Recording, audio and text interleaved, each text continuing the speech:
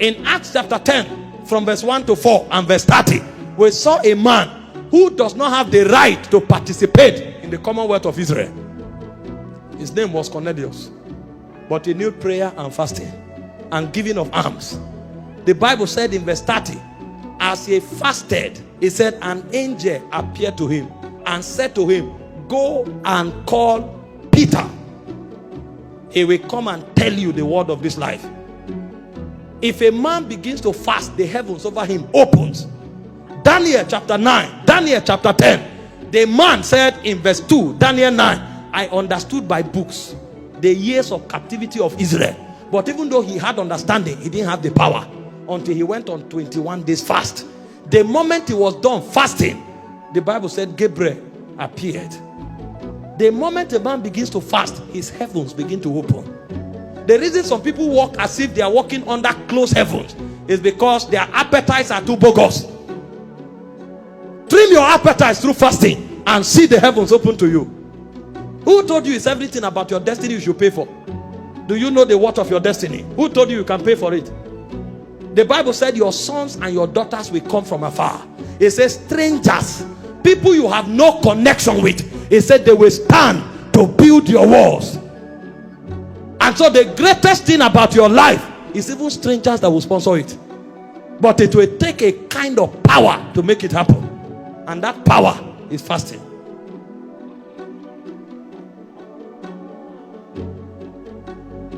Find people who have periodic encounters, who hear the voice of God casually. They put their appetites in check. When a man doesn't control appetite, God will be far from him. He has God on his inside, but he will not be real to him. Number 4, what is the benefit of fasting? Fasting creates atmospheres of intervention. I was telling my people here, I said, don't be pessimistic about life. It's not only bad things that happen to people. Good things also happen to people. If you lose money, you should also pick money. All the time they say, I lost this money, I lost that. How many times have you picked money? If you don't pick money, then you are not permitted to lose money. Because it's not only bad things that happen, good things also happen. They kicked you out of the door. When will doors open on their own accord? You will need an atmosphere to control and to command that level of power. The moment Daniel started fasting, like I quoted, the Bible said angel Gabriel appeared and he told him, I was made to fly swiftly. That means the angel was a bit reluctant. Something compelled him to function even faster. When you create that atmosphere, anything is possible. In Acts 13 verse 1 and 2, it said when the elders of the church in Antioch prayed and fasted and ministered to the Lord, it says suddenly the Holy Ghost said. That atmosphere is an atmosphere of possibilities. Fasting is not a church activity. Fast on your job, fast in your office, and if you are the boss, get your workers to fast. If you want unexplainable but undeniable things to happen there. Some people think it's only when we gather in church we fast. Who told you that? It's only in church miracles take place.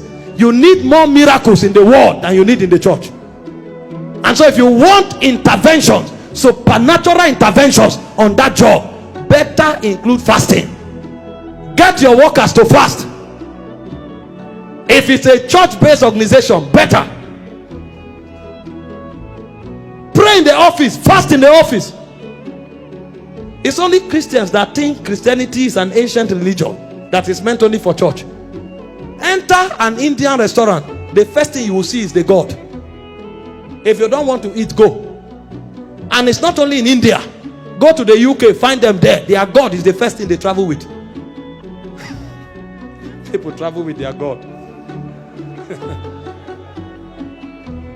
But you find a Christian, he's too educated and elitist for God. He comes to the office, he's speaking, hello, hello. Then demons will slap them off the seat. He wake up and say, I have headache. He's not finishing. Why will he finish? He wakes up, he says, stroke. I don't know why I can't bend my back. How can you bend your back when you left your God in church?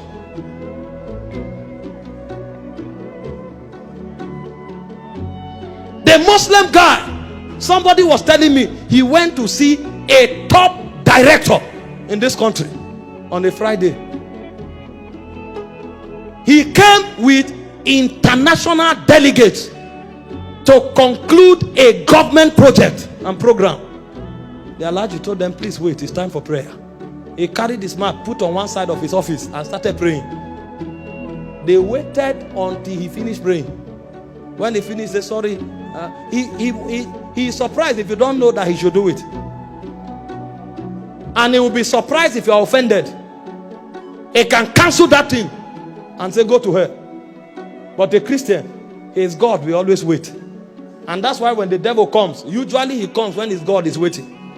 And his doors are porous for attacks and destruction. Fasting is not church activity. It's part of church activity, but it's a lifestyle. Because you will need daily interventions. And so when you are fasting, be conscious of intervention. He said the Lord shall be a wall of fire around you. He said angels shall encompass around you. So when you start fasting, these things should become aware and realities to your spirit. When things want to happen with you, tell yourself, no, I'm an impregnable fortress. Because when I was fasting, it was not a religious activity. I was creating a wall of fire around myself. Things don't happen to me. I make things happen. When we talk like that, it's because of what we are doing. Number 5, fasting is an activator of ordinations. Every time people begin to fast, dimensions of their ordinations begin to wake up. Your ordination will be dormant until you fast. In Matthew 4 verse 1 and 2, the Bible said the Holy Ghost drove Jesus to the wilderness to be tempted. And he said Jesus fasted and prayed for 40 days. The moment he returned, his ordination was activated. He entered the temple and began to preach the gospel immediately. In Acts 13 verse 1 and 2, as they fasted and ministered to the Lord, the Holy Ghost says, separate unto me Paul and Barnabas. Many believers come to tell you, what is my calling? The question is not what is my calling, is should I fast? Because if you are fasting, you won't ask somebody about your calling. Your ordination will not be awoken until fasting becomes your lifestyle. And don't make another man gives you a destiny that was not written for you. Because men have programs, men have projects, men have institutions. You must be aware of your ordination first. If it's God leading you to walk with someone, that's beautiful. It's God leading you. But if you don't know your ordination, don't be tied to something when there is a calling for you. It will take fasting to be aware of it. So you don't live through life and not even scratch your destiny. Because there are many persons who are not aware why they came here. And the reason they are not aware is because fasting is not part of their daily menu. They eat everything at every time. Somebody wakes up in the morning around 7:30, he's already yawning. He starts with granite, he enters chim-chim. He takes tea, he now takes akara. Are you an eater?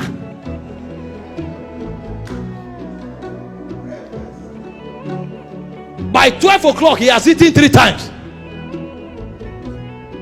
He just took Indomie at home, he gets to work, he takes tea. Before you know what is happening, there's light refreshment. This is how they'll be doing their hands. They'll be putting food in their mouth stylishly. Are you a glutton? Will you eat your destiny?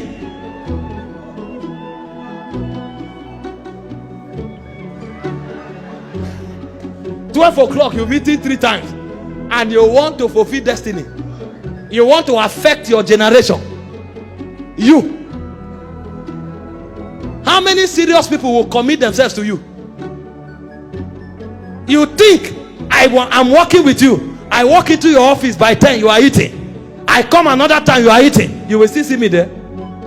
You are not going anywhere. Go and look for a food contest. That's where your destiny is. Ask those who walk around me, they know. And those I travel to minister for, they know. Sometimes I go to a place to preach. I eat only twice in 4 days. Did I come here to feast? When I went to Pakistan, I was there for 7 days. I ate less than 6 times. The guy looked at me and said, "What do you eat? Is the food not good?" I said, "Don't worry, this stomach is locked." I came to the Middle East. I come to an Asian continent to contend with the forces of Islam. And then I will say, "Wow, What kind of food is this? Wow, this is a good meal. How do you prepare it? Am I a chef? Fasting triggers revival. If you are not fasting, your spiritual life will be up and down, up and down, up and down. Find a man who is constantly on fire. He has won the battle over food. He has conquered his appetite. Nothing kills the move of the spirit in a man's soul like his subscription to his appetite. You want to stay on fire for God, you must rule over your appetite. If you have not mastered your appetite, you cannot keep the fire of God.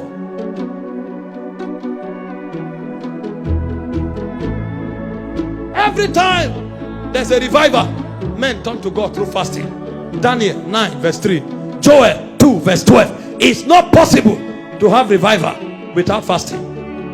When God breaks upon a people, find out they've humbled themselves through fasting. And so instead of pursuing people and say, give me your fire, go and excavate yours on the altar of fasting. Because anything given to you can be taken, but anything you discover is yours forever. Nobody can take it away from you. I'm not on fire just because hands were laid on me. I have given myself to certain things. Pastor Victor knows. Anytime my spirit is going down, there's a 14 days prescription I have. I pray every 1 hour in every 3 hours.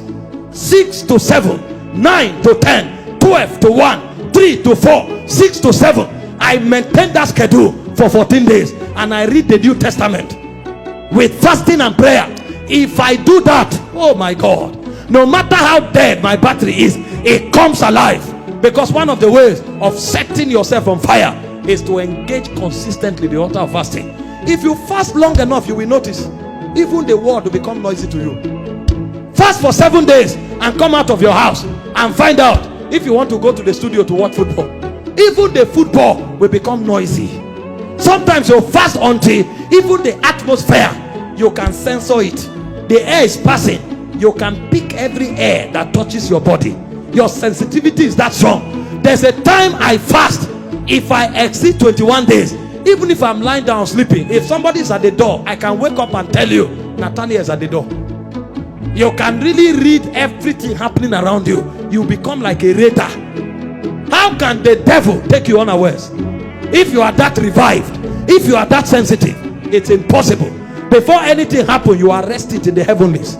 You bind it there, it doesn't come to the earth realm. Christians are lukewarm because they've given themselves to everything that their appetites deserve or desire. That's why they cannot see the weight and the power of their destiny.